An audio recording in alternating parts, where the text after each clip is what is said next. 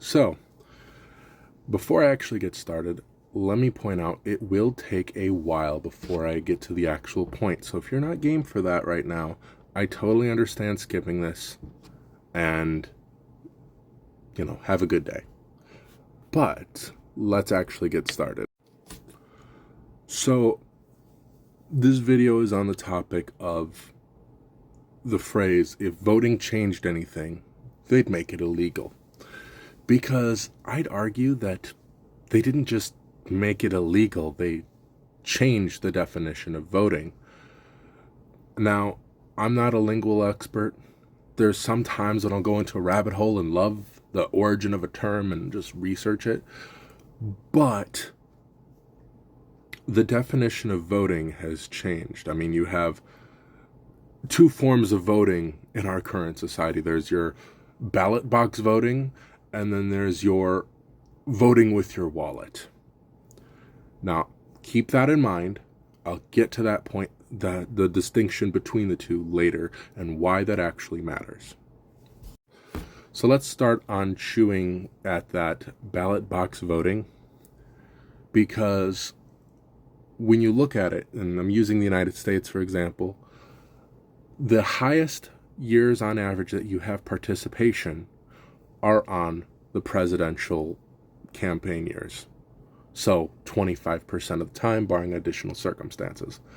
On top of that, the average turnout for presidential elections is 60%. Sometimes 65, but usually it's around 60. So 25% times 60%, that is 1/4 times 6/10. All right?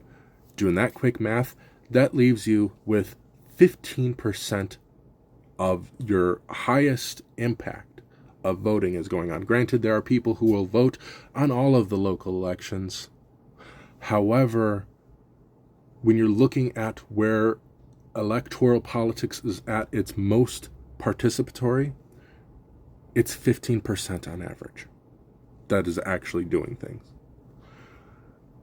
On top of that, yes, it's illegal for an employer to tell you you can't go vote, but it's not illegal for them to tell you that if you're going to go vote, you got to find coverage. As well as other things like, well, you can't afford to stand in line all day to vote. Oh, well, you could do a mail order vote ballot. Most people didn't know about that being a thing until 2020. And even then, it was so politicized against. But on top of this, there's layers and layers and layers to make voting more complex and to prevent people from voting. It's all a form of suppression, as well as the fact that our society tells us the only way you can participate in politics is through voting. They're ignoring things like protesting. They're ignoring things like standing for a politician and with a politician. Granted, there's issues with that because to me that's too much of a tacit endorsement, and authority must be questioned at all times.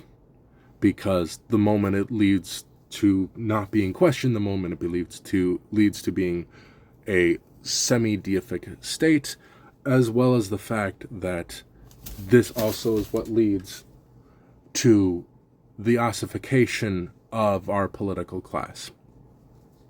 Because, I don't know if you've realized the news recently, but Turtle Boy had a bit of a hard time talking. My cats are being insane.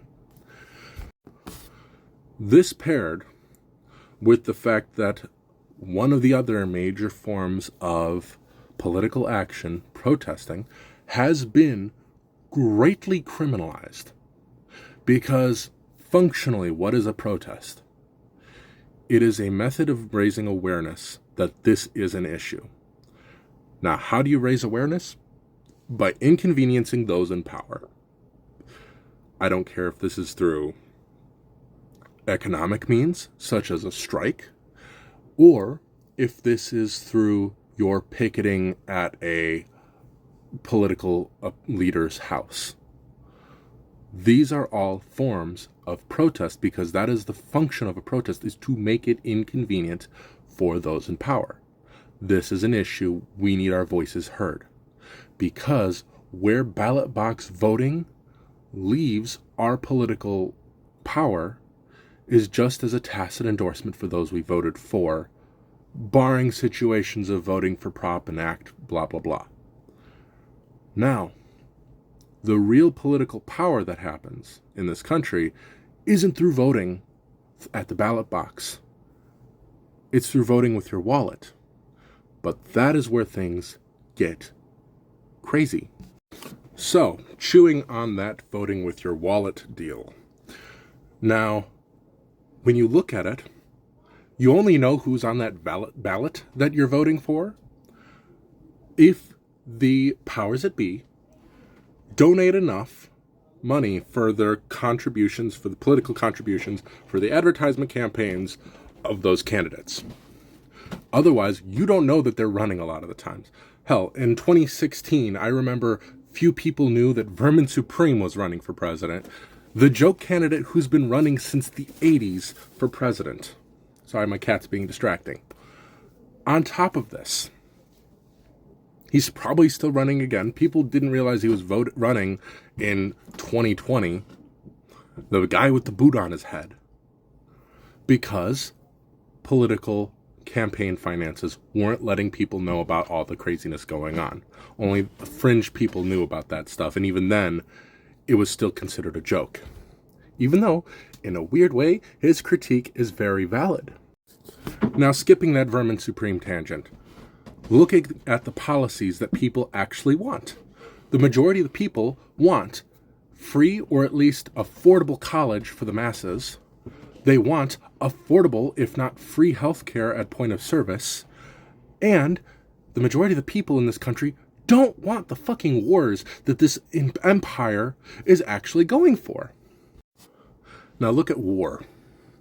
The majority of the people in this country don't want this entire war system going on. Because the United States is functionally an empire, culturally and militarily. But the reason that we have so much of war going on is because it's good for business. You have all these companies that look nice on the front. Your General Electric provides you electricity, makes your washing machine and your light bulbs, ignoring the fact that they get their real money from making the machine guns that go on the airplanes. Situations like that, and you need to make more machine guns to sell them to make your majority profit. It's just in the same way that when you're going to a car manufacturer, they break even on your sedan, but they make the real big bucks on that SUV or really that pickup truck. Because that pickup truck, oh yeah, that definitely sells a lot better. Even though the majority of people, I think, would prefer actual sustainable public transit, if not walkable cities. Looking at healthcare, the majority of the people want there to be free, if not just affordable healthcare at the point of service, as well as, get better experiences and better results, because, the United States has one of the worst infant and maternal mortality rates in the developed world. But what happens? Oh, it pays the medical institutions, the medical pharmaceutical companies to charge more. It pays the military industrial complex because you suddenly have the VA. And then looking at the free schooling, we're not going to get that shit. Because with the Dodge Challenger going away, suddenly that is the biggest lure that the masses have to suddenly have to get dragged into signing up for the military. All this being said, you don't actually vote. You're just participating in the way they want you to vote. Because, really, the masses are what's holding this whole system up. And if we actually stood up, their table would fall over. Because if we educate, if we agitate, and we organize, then we have a country that is for us. We have a society that is for the masses and for the working class. Solidarity.